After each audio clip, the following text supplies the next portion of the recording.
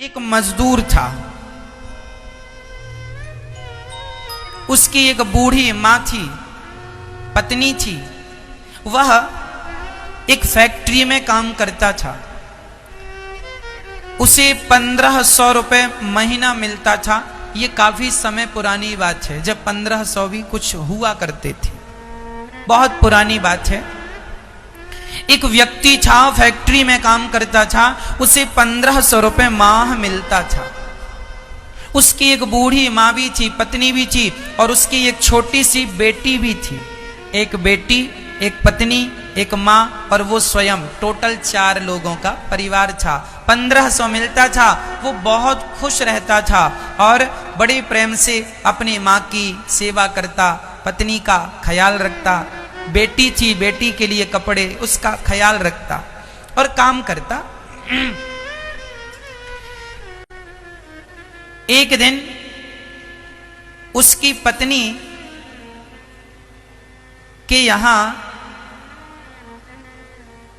बेटा हुआ, अर्थात वो फिर से पिता बन गया। अभी बेटी थी, साल 2 साल 3 साल बाद उसकी पत्नी को फिर बेटा हुआ। अब जब बेटा हुआ तो वो बड़ा प्रसन्न था, बेटा आया, खुश था। तभी अचानक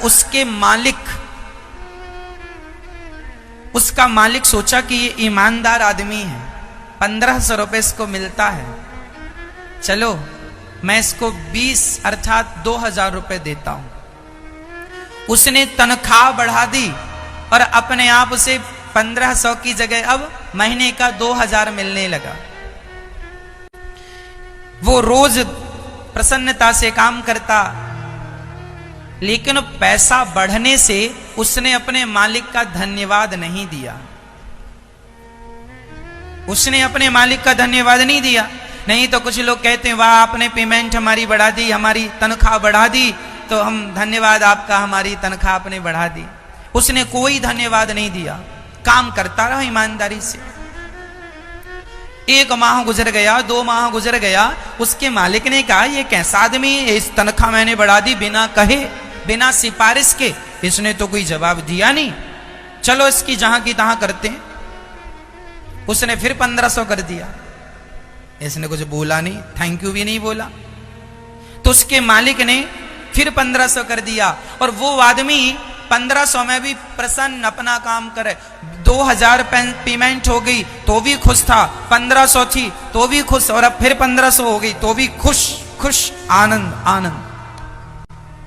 एक दिन उसके मालिक ने बुलाया, तो यहां ये बता, तेरी मैंने 2000 पेमेंट की तो तू प्रसन्न नहीं होया, और मैंने तेरी 1500 कर दी, तू दुखी नहीं हुआ, तू शिकायत नहीं करता कभी?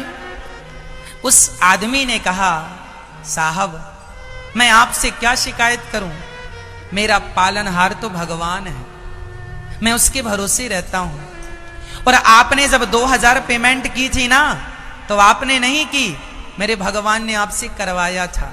क्यों? क्योंकि हम लोग 4 लोग थे, 5वां मेहमान आ गया, तो 5वां आया तो खर्चा बढ़ गया। तो भगवान को लगा कि खर्चा बढ़ गया, इसकी पेमेंट बढ़वानी चाहिए, क्योंकि चिंता तो हमारी उसी को है ना। तो बेटा आया, नया मेहमान आया, बच्चा आया, तो उसके खर्चे तो कुछ हो ही जाते हैं दवाई से लेके। तो ये 500 आपने बढ़ाए, वो इसलिए क्योंकि बच्चा आया, हमारे यहाँ नया मेहमान, हम पिता बन गए हैं।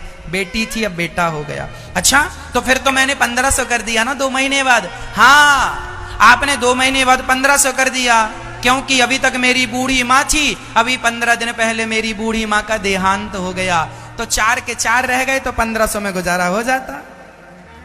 सदस्य बढ़े तो पैसा बढ़ गया, सदस्य कम हुआ तो ईश्वर ने जहां की तहां कर लिया। मैं तो ईश्वर की मर्जी में अपनी मर्जी रखता हूं, जैसे रखे राम जी रहना चाहिए, बस सीताराम सीताराम कहना चाहिए। जब आप अपने आप को भगवान के चरणों में समर्पित कर देंगे, तो मैं विश्वास से कहता हूं तुम्हारा पालन पोषण भगवान करेंगे।